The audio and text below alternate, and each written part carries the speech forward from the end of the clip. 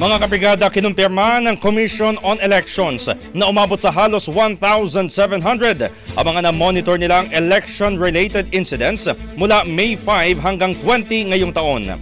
Kabilang sa mga ito ang 588 incidents ng vote buying at vote selling, 473 cases ng disinformation at 292 cases ng misinformation. Nadiskubre rin ng Task Force Katotohanan, Katapatan at Katarungan o KKK ang ilang mga troll activities, cyber intrusions at paggamit ng AI-generated deepfakes.